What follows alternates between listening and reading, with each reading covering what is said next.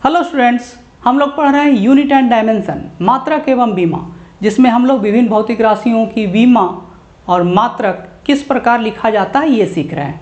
तो उसे हम लोग आगे बढ़ाते हैं। हमारा नेक्स्ट टॉपिक है 58 नंबर में ऊष्मा, heat, denoted by Q, capital Q. ठीक है, ऊष्मा आखिर है क्या, इसको हम लोग जानेंगे। तो सबसे पहले ऊष्मा बोलने पर दिमाग में एक बात आता है कि ये ऊर्जा है। क्या है? एक प्रकार का ऊर्जा है। ठीक है, तो ऊर्जा आखिर है क्यों, इसको हम लोग देखेंगे। तो कोई वस्तु अगर लेते हो, कोई भी पदार्थ लेते हो, तो वो किसी कण का बना हुआ है। नहीं, उसमें क्या है, बहुत सारे कण हैं, चाहे वो एटम हो सकते हैं या मॉलिक्यूल हो सकते हैं। अब ये मॉलिक्यूल रेस्ट में नहीं होते हैं। रेस्ट में नहीं होते तो होते हैं कैसे? देखो, किसी भी टेम्परेचर पर अगर कोई वस्तु लेते हो तो उसके अंदर जो कण मौजूद है वो कण कंपन करते रहते हैं। क्या करते रहते हैं? कंपन। इस तरह से ऑसिलेट करते रहते हैं। इस तरह से सभी कण क्या है? कंपन करते रहते हैं। अब समझ सकते हो, ये कंपन के कारण इसमें एक गतिज ऊर्जा आ गई। जितना भी कण इसमें मौजूद है वो सारे कण क्या कर रहे हैं? कंपन कर रहे हैं। कंपन के कारण इसमें क्या है? गतिज ऊर्जा है, और यही ऊर्जा क्या है? ऊष्मा है। बहुत आसान है। नहीं, कोई भी पदार्थ लिया, अब उसके अंदर ये कंपन के कारण जो ऊर्जा आया वो उसका आंतरिक ऊर्जा है, और यही आंतरिक ऊर्जा क्या है? ऊष्मा है। ठीक है, क्लियर हो गया? तो अब ये तो समझ में आ गया कि ऊष्मा क्या है। ठीक है, तो ऊष्मा एक वस्तु से दूसरे वस्तु में भी स्थानांतरित होता है। ठीक है, कैसे स्थानांतरित होता है देखो जरा। क्या बोला जाता है कि ऊष्मा का स्थानांतरण अधिक तापमान वाले वस्तु से कम तापमान वाले वस्तु में होता है। नहीं, जैसे मान लो कि ये टेम्परेचर इसका 100 डिग्री सी ले लिया, और ये दूसरा जो वस्तु है इसका टेम्परेचर मान लो कि 10 डिग्री सी है। तो क्या बोला जाता है कि ऊष्मा इस वस्तु से इस वस्तु की ओर स्थानांतरित होगा, ट्रांसफ़र होगा। कैसे ट्रांसफ़र होगा देखो जरा, कि इसमें भी क्या है? बहुत सारे कण हैं। इसका टेम्परेचर कम है तो इसके कण भी दोलन करेंगे, लेकिन कम नहीं, इसका आयाम क्या होगा? कम होगा। नहीं, स्लोली। अब ये तेज से दोलन कर रहा है ना, इसका आयाम क्या है? ज़्यादा है। तो मान लो कि यहाँ पर इस वस्तु का कोई कण है, वो तेज़ी से दोलन कर रहे हैं, तो इस वस्तु का जो यहाँ पे कण होगा उस पर क्या करेंगे? स्ट्राइक करेंगे। नहीं, इस तरह से कोलिजन होगा। समझ में आ रहा है? जहाँ पे कांटेक्ट है वहाँ पे क्या कर रहा है? इस वस्तु का कण इस वस्तु को स्ट्राइक कर रहा है तेज़ी से, तो क्या होगा? यहाँ पर जो इस वस्तु का कण है ये भी तेज़ी से दोलन करने लगेंगे। ठीक है, तो अब ये सिलसिला आगे बढ़ते जाएगा। क्या यहाँ पर का कण है वो भी क्या हो जाएगा? तेज़ी से दोलन करने लगेगा। क्यों? क्योंकि इसमें इसका कोलिजन होगा, टक्कर होगा। इस तरह से क्या होने लगेगा कि इसमें भी अब कंपन तेज होने लगा। नहीं, यानी कि इस वस्तु का कंपन इस वस्तु में ट्रांसफ़र हो रहा है। कैसे? यहाँ टक्कर कर रहा है, कोलिजन कर रहा है। तो अब ठीक है, ये तो ट्रांसफ़र होते जा रहा है, लेकिन कब तक होगा? कब तक होगा? जब तक कि दोनों का कंपन क्या हो जाए? समान हो जाए। ये भी जितना कंपन कर रहा है दूसरा वस्तु भी उतना ही कंपन कर रहा है, तो अब ट्रांसफ़र होगा? अब ट्रांसफ़र नहीं होगा। नहीं, यानी कि मान लो कि दोनों वस्तु का टेम्परेचर 60 डिग्री सी पर आ गया है। दोनों वस्तु का टेम्परेचर कितना? 60 डिग्री सी पर आ गया। यानी कि दोनों वस्तु में जो कण कंपन कर रहे हैं वो समान गति से कंपन कर रहे हैं। ठीक है, तो उससे हुआ क्या? अब हीट का ट्रांसफ़र क्या हो गया? रुक गया। यानी कि वस्तु में दो वस्तु अगर कांटेक्ट में रखा जाए तो उसमें ऊष्मा का स्थानांतरण कब तक होगा? जब तक कि उसमें तापांतर 0 हो जाए। यानी कि टेम्परेचर का जो डिफरेंस है वो शून्य हो जाए। कहने का मतलब दोनों का टेम्परेचर समान हो जाए। ठीक है। तो इस तरह से समझ में आया कि ऊष्मा क्या है, किसी वस्तु का आंतरिक ऊर्जा है, और वो ऊर्जा कहाँ से मिलता है, तो उस वस्तु में जो कण मौजूद है उसके कंपन के कारण। ठीक है। और साथ में क्या होता है, ऊष्मा का स्थानांतरण एक वस्तु से दूसरी वस्तु में होता है। कैसे होता है, तो तापांतर के कारण, टेम्परेचर डिफरेंस के कारण। ठीक है, क्लियर हो रहा है। हाँ, ये तो समझ में आ गया नहीं ऊष्मा क्या है। अब एक बात आता है कि हम लोग क्या करते हैं, इस तरह से हाथ को रब करते हैं तो हाथ गर्म हो जाता है। समझ में आया क्या बोला, कि हाथ को जब रगड़ते हैं आपस में तो क्या होता है, गर्म हो जाता है। यानी कि बोला जाता है कि यहाँ पे फ्रिक्शन हो रहा है, घर्षण हो रहा है। घर्षण के कारण क्या हो गया, ये ऊर्जा ऊष्मा में बदल गया है। तो घर्षण के कारण ऊष्मा कैसे उत्पन्न होता है इसको हम लोग देखेंगे। देखो क्या है कि एक वस्तु ले लो किसी सरफेस पे, मान लो कि ये टेबल है, इस पे एक कोई वस्तु रखा हुआ है। अब इस पर फोर्स लगा के इसको कोई वेलोसिटी दे दो, मान लो v वेलोसिटी दे दिया, तो क्या हुआ, ये v वेलोसिटी दे दिया, अब ये कुछ दूर जाकर क्या हो जाता है, रुक जाता है। मान लो कि यहाँ पे आके रुक गया। ठीक है, इसका वेलोसिटी अब क्या हो गया, 0। तो हम देखेंगे जिस समय वेलोसिटी v था, इसमें ऊर्जा काइनेटिक एनर्जी, गतिज ऊर्जा कितना के बराबर, हाफ mv² के बराबर था। यानी कि इसमें गतिज ऊर्जा था। लेकिन यहाँ आने के बाद क्या हो गया, इसका वेलोसिटी 0 हो गया, तो काइनेटिक एनर्जी क्या हो गया, 0। यानी कि यहाँ पे जो ऊर्जा था, यहाँ पर आने के बाद ऊर्जा क्या हो गया, इसका शून्य हो गया। लेकिन ऊर्जा तो क्या होता है, कभी भी नष्ट नहीं होता है, लेकिन एक रूप से दूसरे रूप में बदल जाता है।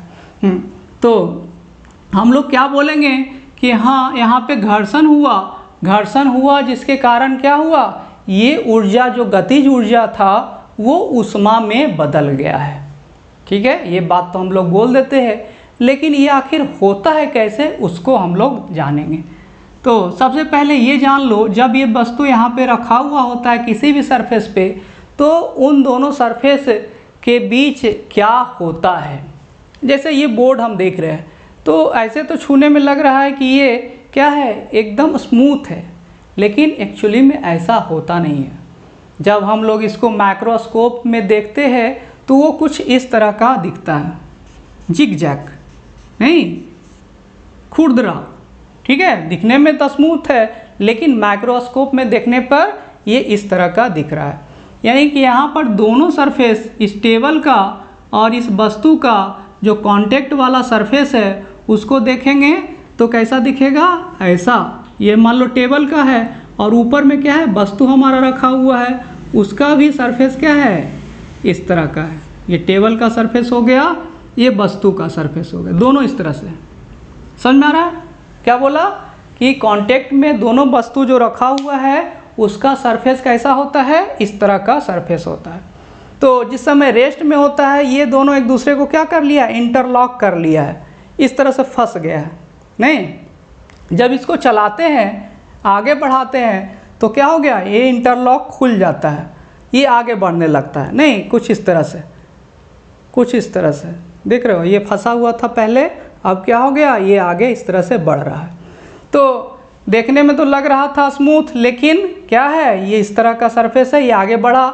तो होता क्या है, जैसे इसको एक इस तरह समझ सकते हो, जैसे बाइक चलाते हो किसी उबड़ खाबड़ सरफेस पे, नहीं, रोड क्या है, कच्ची रोड है, वहाँ पे बाइक चला रहे हो, तो क्या होता है, बाइक का सॉकर ऊपर नीचे इस तरह से होता है। वही कंडीशन यहाँ पे दिखता है।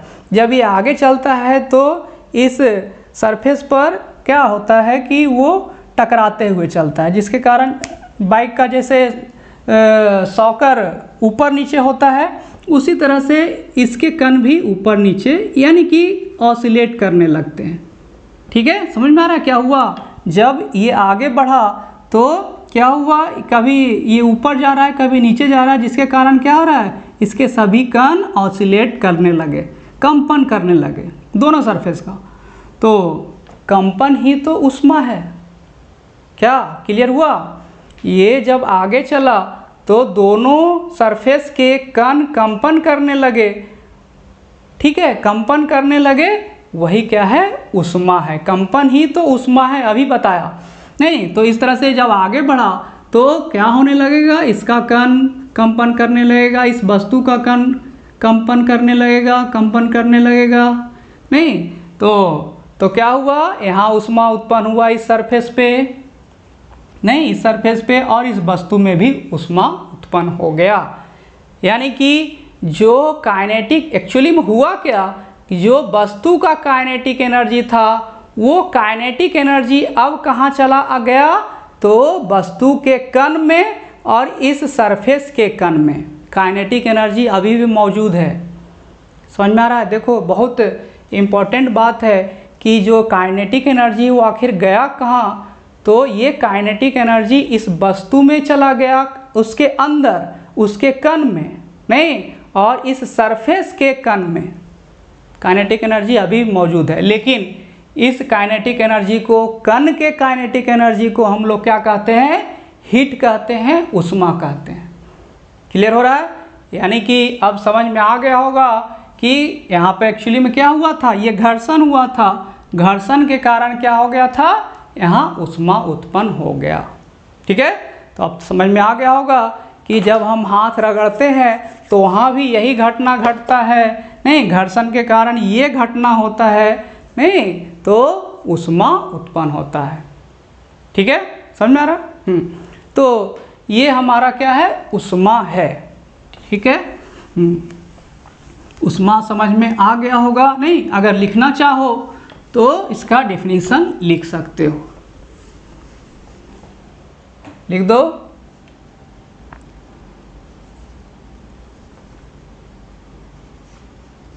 ऊष्मा, हाँ क्या है, ऊष्मा किसी वस्तु का आंतरिक ऊर्जा होता है जो वस्तु के कणों के कंपन के कारण होता है। ऊष्मा का स्थानांतरण एक वस्तु से दूसरी वस्तु में तापांतर के कारण होता है। ठीक है, ये तो क्लियर हो चुका होगा। अब हम लोग क्या जानेंगे, डायमेंशन। डायमेंशन लिखना बहुत आसान है। देखो ये क्या बोला, ऊर्जा है, ऊष्मा क्या है, ऊर्जा है। तो ऊर्जा का डायमेंशन तो हम लोग जान चुके हैं, तो उसको डायरेक्ट लिख देंगे नहीं, लिख दो डायमेंशन वीमा।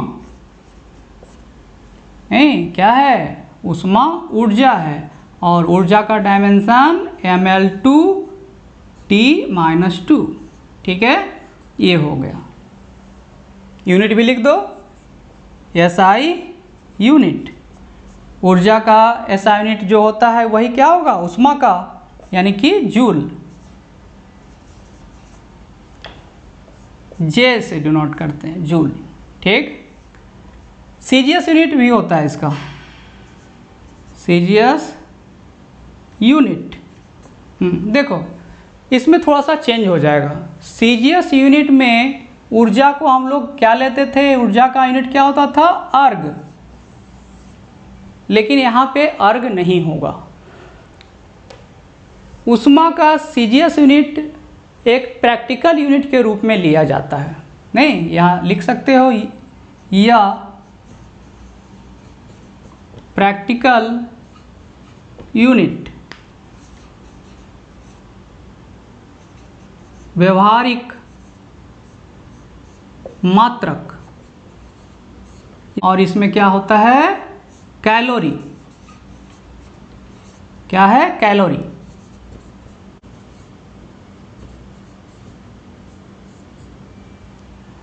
ठीक है, इसको शॉर्ट में लिखेंगे CAL, कैलोरी। नहीं पता है कि एक कैलोरी बराबर क्या होता है, 4.2 जूल। ठीक है, 1 calorie is equal to 4.2 joule. तो इस प्रकार हम लोग ऊष्मा का डायमेंशन यूनिट और सीजीएस यूनिट भी हम लोग जान चुके, तो इसको नोट कर सकते हो, ठीक है। हाँ, नेक्स्ट हम लोग जानेंगे 59 नंबर में। इसमें क्या है देखो जरा, विशिष्ट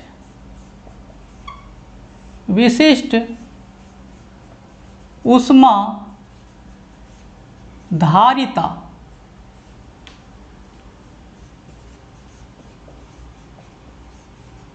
स्पेसिफिक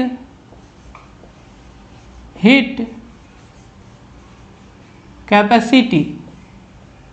विशिष्ट ऊष्मा धारिता, स्पेसिफिक हीट कैपेसिटी, इसे सूचित करते हैं एस या कैपिटल सी से, ठीक है। हाँ, तो ये आखिर है क्या, इसको हम लोग जानेंगे। तो किसी पदार्थ, देखो इसको समझने के लिए क्या किया गया है, एक किसी पदार्थ का वस्तु लिया गया है और ये कितना 1 kg का है, कितना है 1 kg का, और इसको क्या करना है, गर्म करना है, ठीक है। गर्म करोगे तो गर्म करने के बाद इसका टेम्परेचर क्या होगा, बढ़ेगा। तो टेम्परेचर बढ़ गया 1 केल्विन या 1 डिग्री सी से इसका टेम्परेचर बढ़ गया। तो क्या हुआ कि 1 kg का जो पदार्थ का वस्तु था उसका टेम्परेचर 1 डिग्री से बढ़ाने के लिए यहाँ पर जितना ऊष्मा दिया गया वही ऊष्मा क्या है, तो विशिष्ट ऊष्मा धारिता। क्लियर हो गया, बहुत आसान है। देखो 1 kg का तापमान कितना से बढ़ाया, 1 केल्विन या 1 डिग्री से बढ़ा दिया, और उस तापमान को बढ़ाने के लिए जितना ऊष्मा दिया गया वही क्या है, विशिष्ट ऊष्मा धारिता है, ठीक है। बहुत आसान है, देखो तो इसको लिख सकते हो, किसी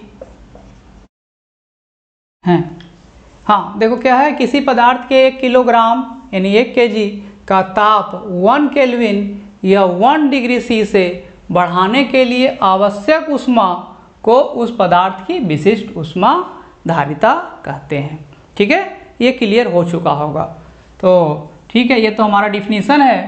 तो इस डिफिनीसन के आधार पर हम लोग क्या करेंगे, इसका फार्मूला निकालेंगे और फार्मूला के आधार पर डायमेंशन हम लिख सकते हैं, क्या बोलो। तो फार्मूला हम लोग क्या करेंगे कि एक एक नियम से निकालेंगे। फार्मूला देखो कहाँ से आएगा, यहीं से आएगा। यहाँ पे थोड़ा सा चेंज करो। अब ये कोई पदार्थ लिया है और इसका द्रव्यमान मान लेते हैं कि m kg है, ठीक है, और इसका तापमान जो बढ़ा है वो T से बढ़ गया है, नहीं यूनिट लेना चाहो तो T केल्विन से बढ़ गया। तो परिवर्तन जब भी हम लोग लेते हैं तो वहाँ पे डेल्टा का यूज करते हैं।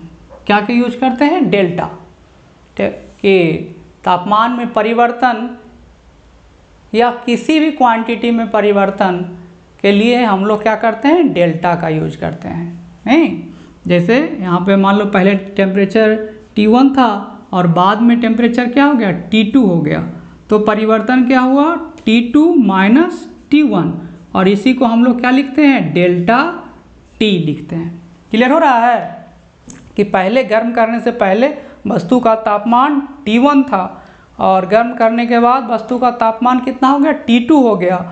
तो अंतर लेंगे, बाद वाला में से पहले वाला को घटा देंगे और जो वैल्यू आएगा उसी को हम लोग क्या लिखते हैं, डेल्टा T लिखते हैं, ठीक है। तो इस प्रकार उसको अब हम लोग लैंग्वेज में लिखते हैं, m kg पदार्थ का ताप डेल्टा T केल्विन से बढ़ाने के लिए ऊष्मा बराबर Q। क्या हुआ कि m kg द्रव्यमान था, उसका टेम्परेचर डेल्टा T से बढ़ाया तो यहाँ ऊष्मा कितना देना पड़ा, Q ऊष्मा देना पड़ा। ठीक है, तो इसलिए 1 किलोग्राम नहीं 1 kg पदार्थ का ताप 1 केल्विन से बढ़ाने के लिए ऊष्मा देना पड़ेगा बराबर कितना, तो ऊपर में तो Q रहेगा और बटा में क्या आ जाएगा, ये दोनों बटा में आ जाएगा, क्या एक एक नियम इंटू डेल्टा टी। अब नीचे वाला जो लाइन है, नीचे में जो लाइन लिखा गया है यही लाइन हमारा डिफिनीसन है। देखो पढ़कर देखो, दोनों सेम है कि नहीं। 1 kg ताप को 1 केल्विन से बढ़ाने के लिए जो ऊष्मा दिया जाता है उसको क्या कहते हैं, विशिष्ट ऊष्मा धारिता S, यानी कि इतना बराबर क्या हो जाएगा, S।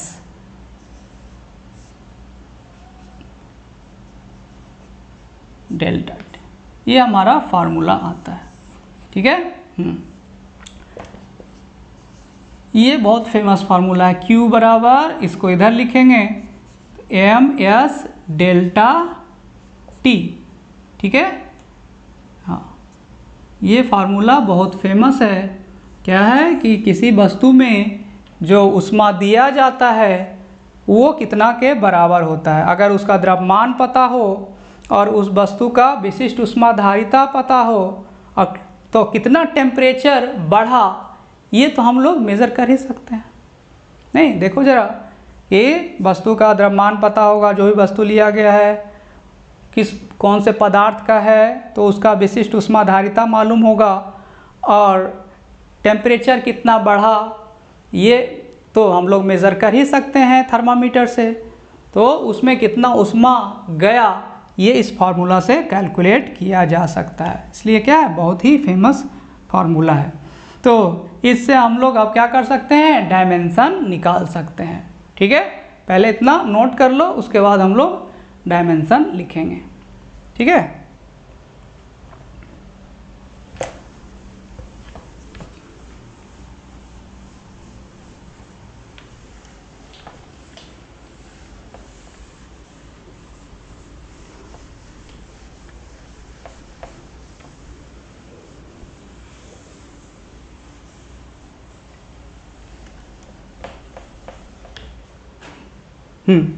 तो हमारा ये फार्मूला है, किसका डायमेंशन लिखना है, S का। नहीं तो लिख दो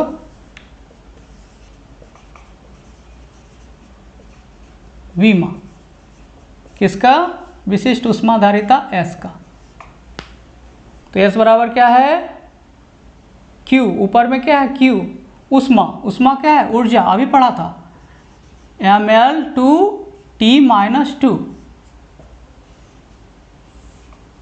नीचे में क्या है M क्या, द्रव्यमान M। ठीक, ये क्या है डेल्टा T, टेम्परेचर, तापमान, तापमान का क्या होता है K, केल्विन का K। तो इस प्रकार अब डायमेंशन मिल जाएगा। M से M क्या हो गया, कैंसिल हो गया, तो क्या बचा ऊपर में L स्क्वायर T पर पावर -2, K ऊपर चला जाएगा तो K पे पावर -1, ये डायमेंशन मिलता है। या हम लोग लिख सकते हैं इस प्रकार, इसमें द्रव्यमान नहीं है तो M पे पावर 0। ठीक है, यहाँ L स्क्वायर T-2 K -1, इस प्रकार डायमेंशन मिल जाता है। ठीक है, अब हम लोग SI यूनिट लिख सकते हैं। SI यूनिट लिख दो, तो ये फार्मूला है, इसी के आधार पर हम लोग लिखेंगे। ये क्या है, ऊष्मा, SI यूनिट में ऊष्मा का जूल और बटा में द्रव्यमान है kg, और नीचे में क्या है टेम्परेचर केल्विन, यानी जूल पर kg केल्विन। ठीक, तो ये हमारा क्या हो गया, SI यूनिट हो गया। CGS यूनिट, CGS यूनिट या प्रैक्टिकल यूनिट या व्यवहारिक मात्रक, नहीं सीजीएस को हम लोग यहाँ पर क्या व्यवहारिक मात्रक के रूप में भी लेते हैं। तो यहाँ क्या हो जाएगा, देखो जरा, ऊष्मा, ऊष्मा के लिए कैलोरी, ठीक है। नीचे में क्या है, द्रव्यमान, द्रव्यमान के लिए ग्राम, और क्या है यहाँ टेम्परेचर है। तो टेम्परेचर को डिग्री सी में लिया जाता है, क्या डिग्री सी, यहाँ पर केल्विन एसआई यूनिट में और व्यवहारिक मात्रक में सीजीएस यूनिट में डिग्री सी, यानी कि कैलोरी पर ग्राम पर डिग्री सी, ठीक है। तो इस तरह से हम लोग को विशिष्ट ऊष्माधारिता का डायमेंशन और यूनिट मिल जाता है। चलो नोट कर लो। हाँ, नेक्स्ट हम लोग देखेंगे 60 नंबर। इसमें क्या है, इसके पहले क्या था, विशिष्ट ऊष्माधारिता। अब क्या मिलेगा, ऊष्माधारिता, ऊष्माधारिता,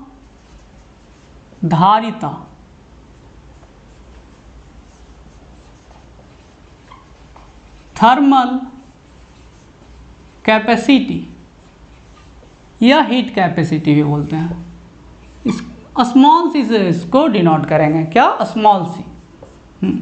देखो दोनों में अंतर क्या है, वहाँ पे जब विशिष्ट लिया जाता है तो 1 kg का द्रव्यमान लिया जाता है, ठीक है। अब यहाँ पे विशिष्ट हट गया है तो ऐसा कोई कंडीशन नहीं रहेगा कि 1 kg हो, ठीक है। किसी भी द्रव्यमान का हम लोग पदार्थ लेंगे और उसका टेम्परेचर बढ़ा देंगे, तापमान बढ़ा देंगे 1 केल्विन या 1 डिग्री सी से, तो जो ऊष्मा उसमें देना पड़ा वही क्या है, ऊष्माधारिता, ठीक है।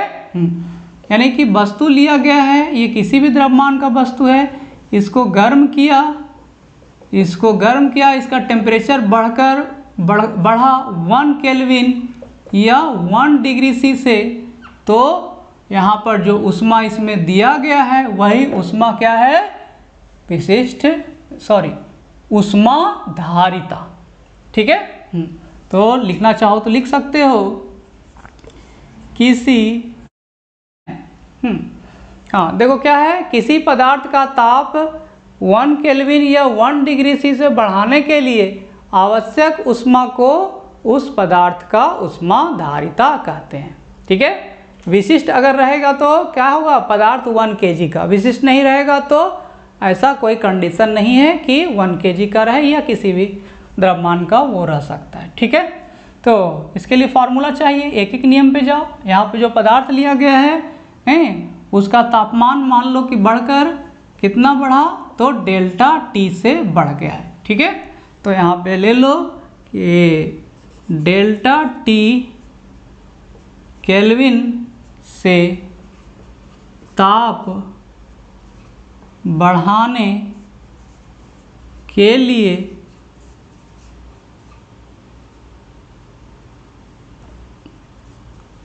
ऊष्मा कितना लिया गया, Q, ठीक है। तो 1 केल्विन से बढ़ाने के लिए ऊष्मा कितना लेना पड़ेगा, Q बाई ये डेल्टा टी।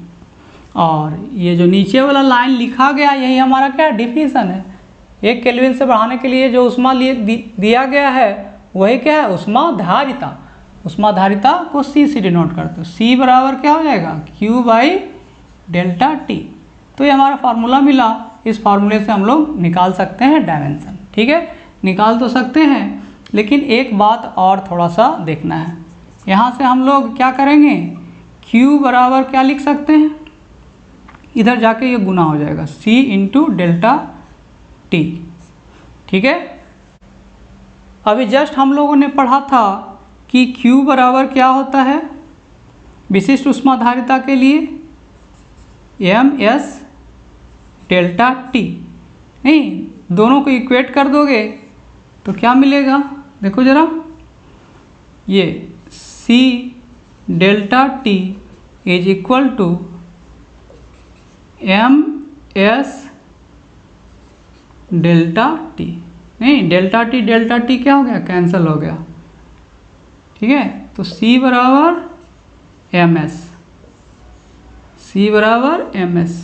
यानी कि किसी पदार्थ का विशिष्ट ऊष्माधारिता पता है, उसका द्रव्यमान पता है, तो उस पदार्थ का ऊष्माधारिता मिल जाएगा।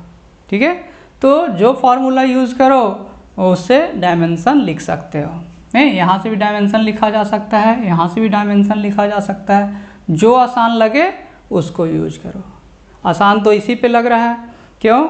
क्योंकि ये क्या है, ऊष्मा ऊर्जा का डायमेंशन पता है, ये क्या है, तापमान, ये भी पता है। नहीं, अगर मान लो कि विशिष्ट ऊष्माधारिता का भूल गया तो इससे लिखना थोड़ा सा मुश्किल हो जाएगा, तो आसान इस पे लग रहा है, इस पे हम लोग डायमेंशन लिख सकते हैं। लिख दो।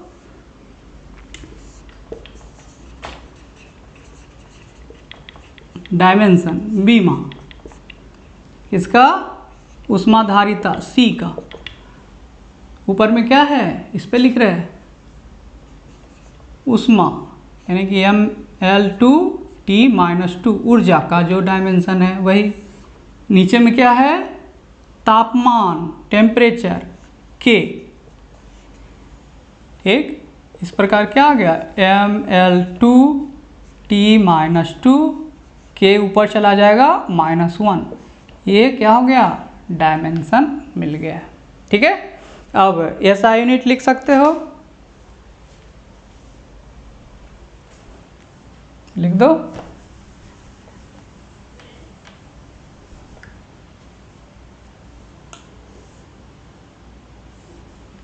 ऐसा यूनिट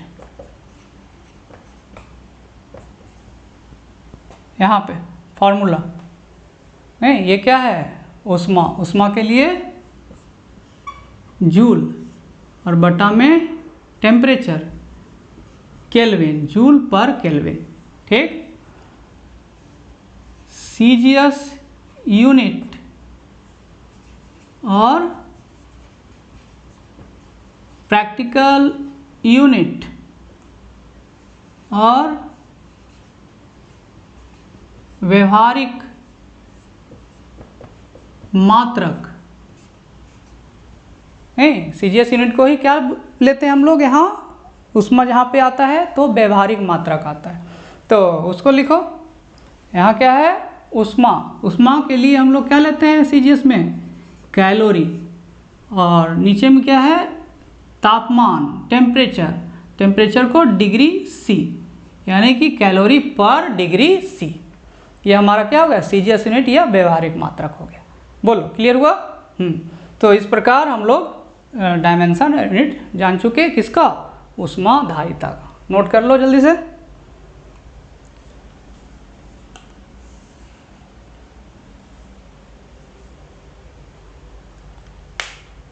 हाँ, नेक्स्ट हम लोग देखेंगे 61 नंबर। इसमें क्या है देखो जरा, विशिष्ट गुप्त ऊष्मा,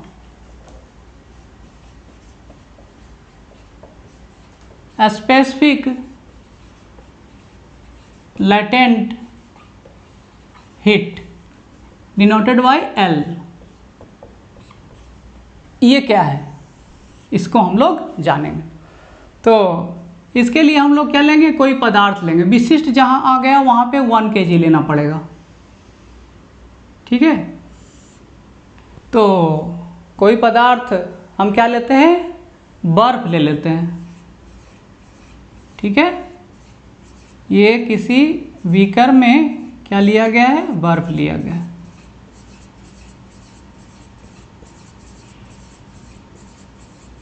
ठीक है, अब इसको क्या किया जाएगा, गर्म किया जाएगा। गर्म करोगे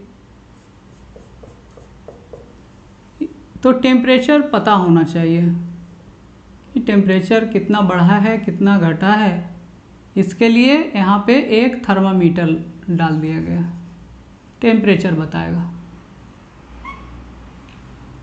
ठीक है, तो इस तरह से गर्म करेंगे और टेम्परेचर मेज़र करेंगे, और उसके लिए ग्राफ खींचेंगे।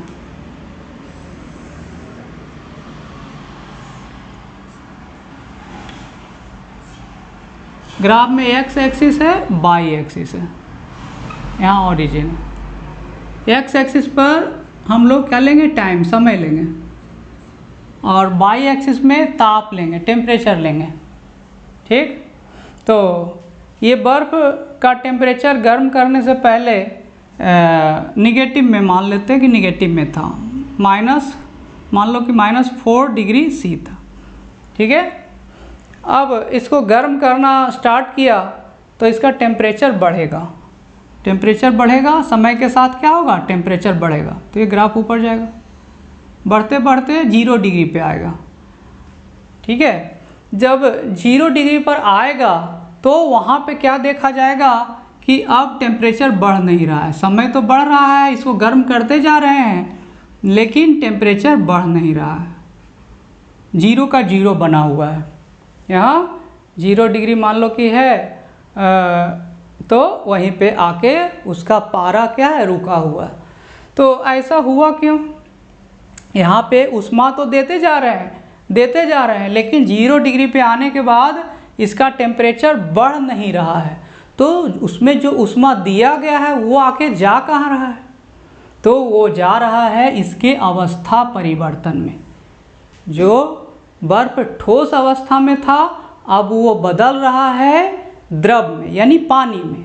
ठीक है, तो अवस्था परिवर्तन के लिए क्या ले रहा है, ऊष्मा ले रहा है, समझ रहे हो ना। तो टेम्परेचर तो बढ़ नहीं रहा है लेकिन ऊष्मा ले रहा है, इसलिए इसका नाम दिया गया है, देखो यहाँ पे गुप्त है। समझ में आ रहा है ना कुछ। हाँ, तो यहाँ क्या हुआ कि 0 डिग्री पे आने के बाद इसका तापमान बढ़ना बंद हो गया और उस स्थिति में इसका अवस्था परिवर्तन होने लगा। ठीक है, सारा का सारा जब ये पानी में बदल जाएगा तब जाके क्या होगा, इसका टेम्परेचर फिर से बढ़ना स्टार्ट होगा।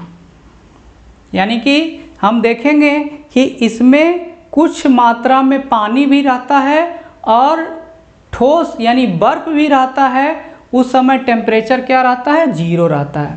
यानी समझ में आ गया होगा कि 0 डिग्री पर पानी भी रहेगा और बर्फ भी रहेगा। क्लियर हो रहा है ना। हाँ, तो यहाँ पे अब हम क्या बोलेंगे, अब आएंगे इस पे विशिष्ट ऊष्माधारिता पे, विशिष्ट गुप्त ऊष्मा पे। तो यहाँ क्या लिया गया था, 1 kg लिया गया था।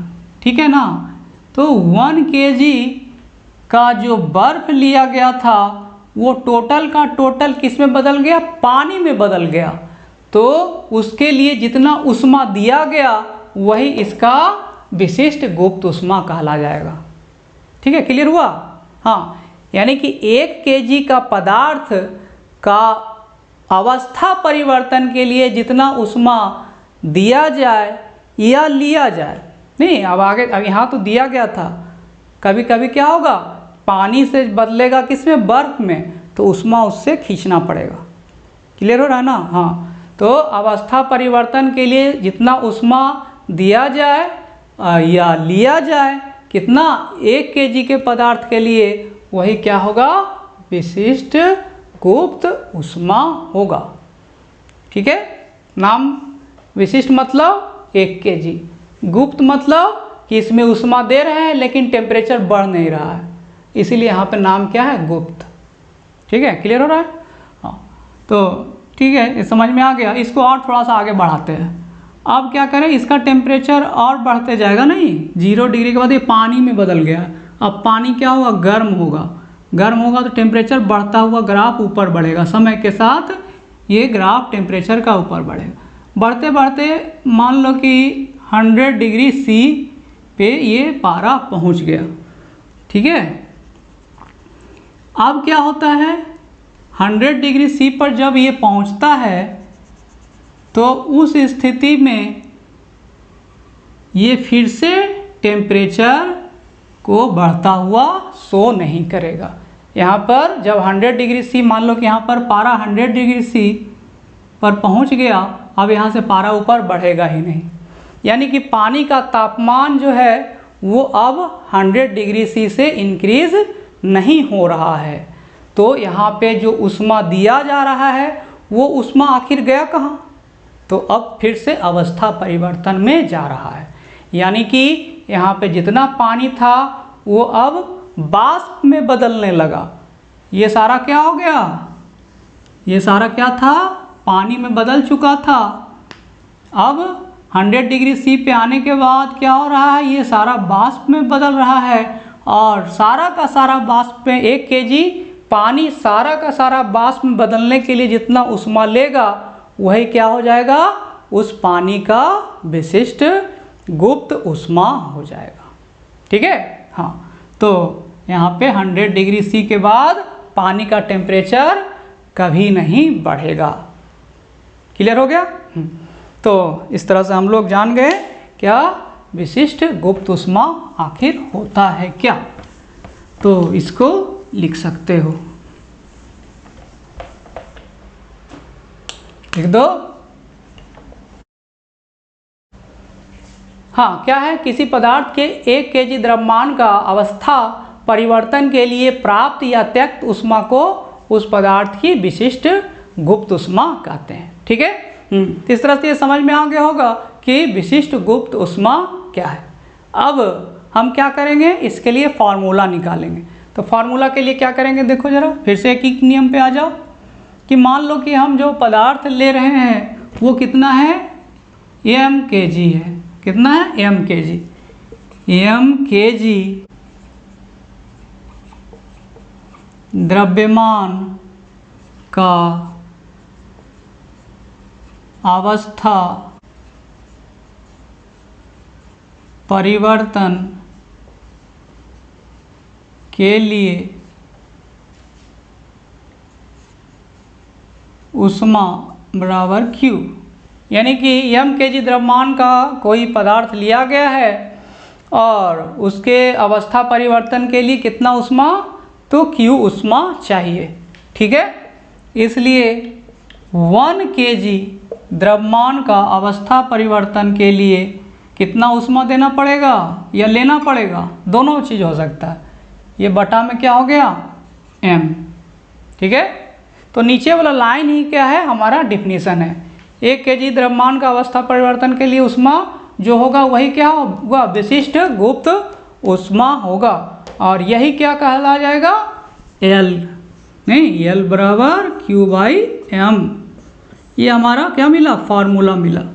और इसी फार्मूले से हम लोग क्या कर सकते हैं, डायमेंशन लिख सकते हैं। इस फार्मूले से क्या मिलता है, Q बराबर ml। ठीक है, तो डायमेंशन लिख सकते हैं, नहीं लिख दो।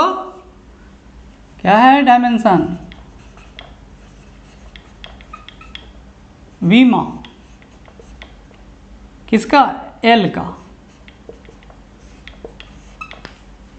L बराबर Q/m। Q क्या है, ऊष्मा। ऊष्मा का ml/T-2 बटा में क्या है, m द्रव्यमान। m से m क्या हो जाएगा, कैंसिल हो जाएगा। क्या मिलेगा, L/T-2। ये हमारा डायमेंशन। या द्रव्यमान है नहीं तो m पे पावर 0, L पर पावर 2, T पर पावर -2। ये हमारा क्या मिला, डायमेंशन मिला। ठीक, यूनिट भी लिख सकते हो, SI यूनिट लिख दो।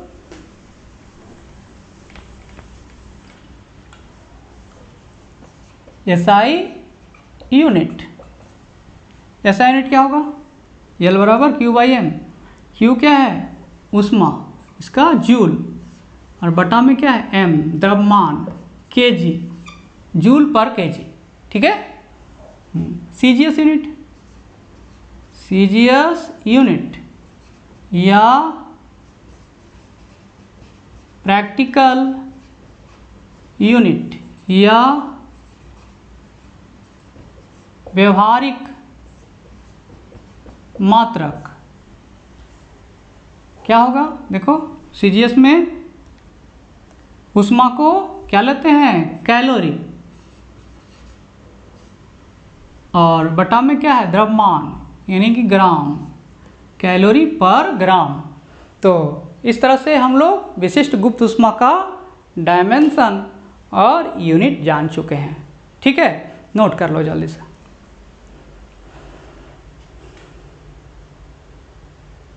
हाँ, तो इस क्लास में हम लोग इतना ही रहने देते हैं। नेक्स्ट क्लास में जो भी बचा है वो डायमेंशन यूनिट है उसको जानेंगे। चलो।